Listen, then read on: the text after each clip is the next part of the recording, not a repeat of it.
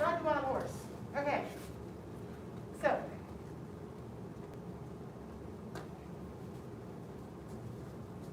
And Master Gohring's notes are all in here from when you took this from Grandmaster CK2. All right. So. Go through it bit by bit as I read and see if it changes things. Stand in a neutral position with the feet placed parallel and spaced a little bit narrower than shoulder width. So this would be the middle stance. Turn the toes in slightly, spread the knees apart, focusing the body weight on the heels and outer edges of the feet, but do not lose contact with the ball of the foot. Sometimes people will misinterpret that and think that this is what's going on, but really the ball of the foot should be involved as well.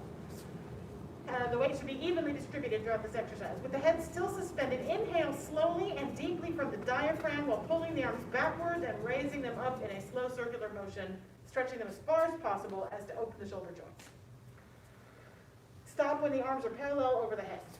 Complete the inhalation simultaneously. The hands should not touch each other.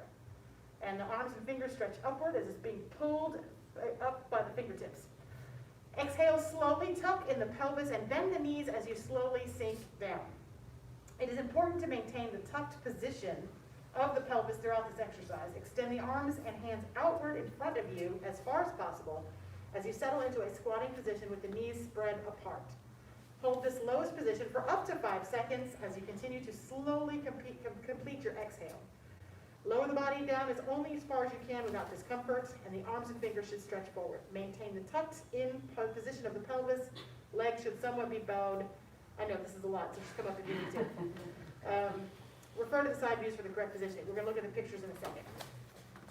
And then... I couldn't keep it down. I know. It's like, there's a lot here. 5 seconds is longer than you think. It's a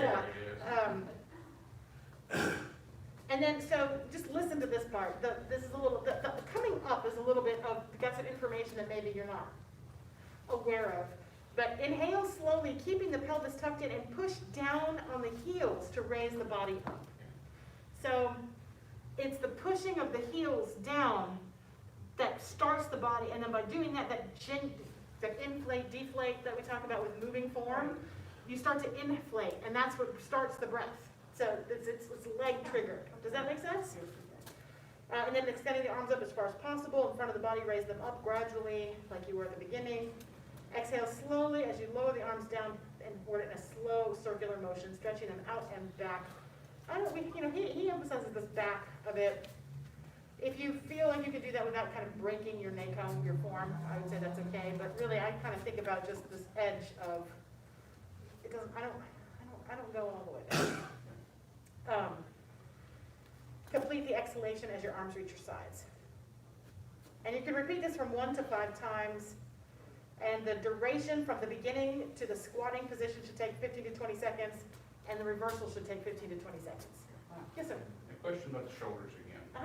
When you're extending your arms to get them as far as they can go, you almost have to raise your shoulders.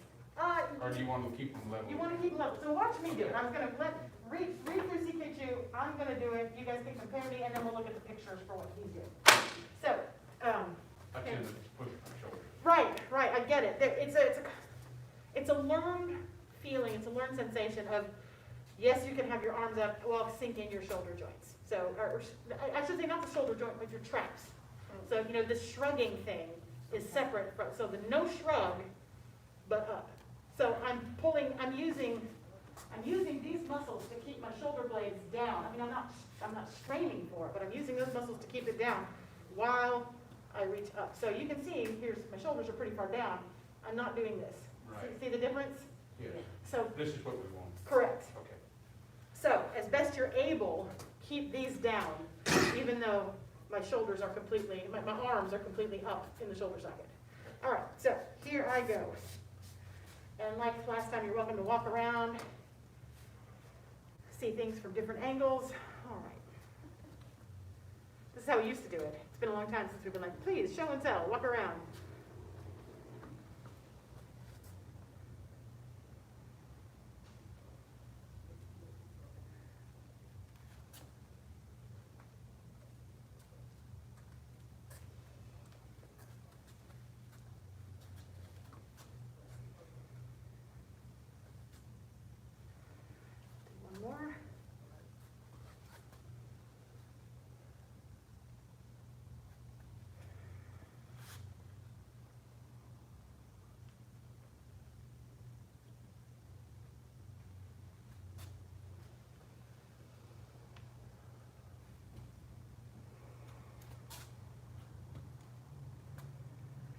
see anything? I do have a question. Sure. The way you go down, you're talking about tucking. Can you show, The tuck? yeah, the tuck? All right. And how you maintain that as you go down? Yeah, so, good question. How do I maintain the tuck going down? Let's see. I'm gonna do it 2 more times. I'm gonna do once with the tuck, and I'm gonna do one, if I can remember, without the tuck. So this is tuck.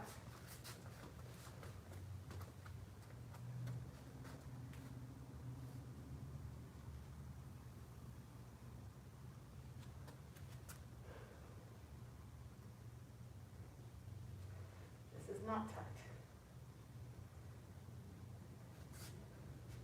It's just a squat. I don't know if you can see it, but it feels completely different. Can you do the tuck one more time? Oh, my knees. Okay. Sorry. I'm sorry. You don't have to go all the way down. No, but I kind of have to because otherwise I don't feel it right. So let's see. Tuck. Here's where I feel it. Like if I didn't have a tuck, see the difference? Like Oh, yes. Right. here's, Okay. this is, if I'm tucked, this is as far forward as I can go without feeling like I'm going to tip forward. So then I have to start sinking. Right. If I don't have the tuck, I can bend forward and then just bend my knees into a Right. squat. Does that, you see the Very difference? good. Yes, yes. So by keeping that tuck, you're going to get that sense of, I'm going to tip forward, and so then I sink. So instead of your butt being a counterbalance, you're Correct. sinking. I got it, okay. Correct. So, yeah, does that make sense? Absolutely. Yes. Thank you. Yes. In a way, it's easier to do this without the tuck, because then you're just doing a squat with your arms out in front of you, versus trying to cultivate that full body connection where my whole body is linked. I feel this all the way down the backs of my legs into my heels. Like I feel one unit.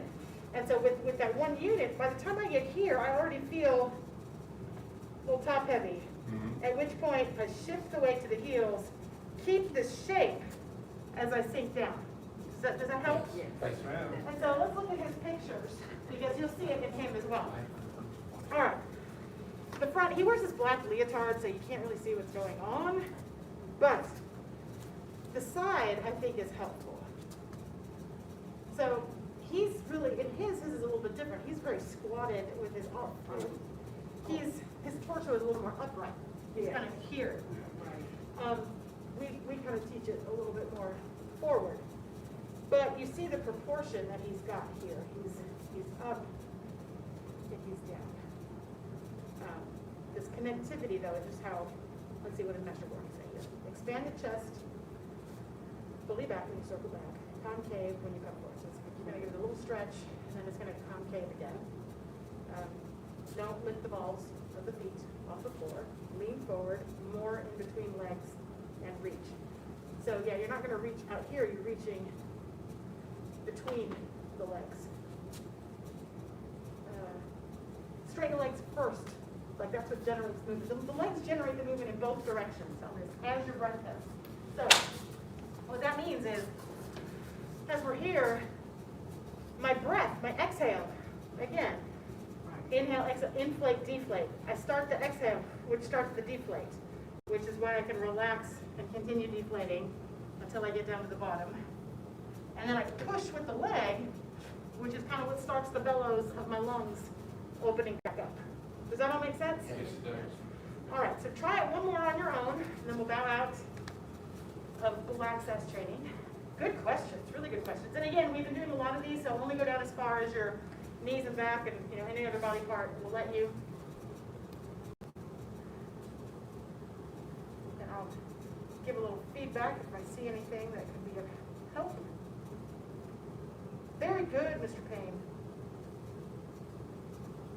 Excellent. Good, Mr. Loomis. Very good. Good, Ms. Payne. Good, good, good, good, good.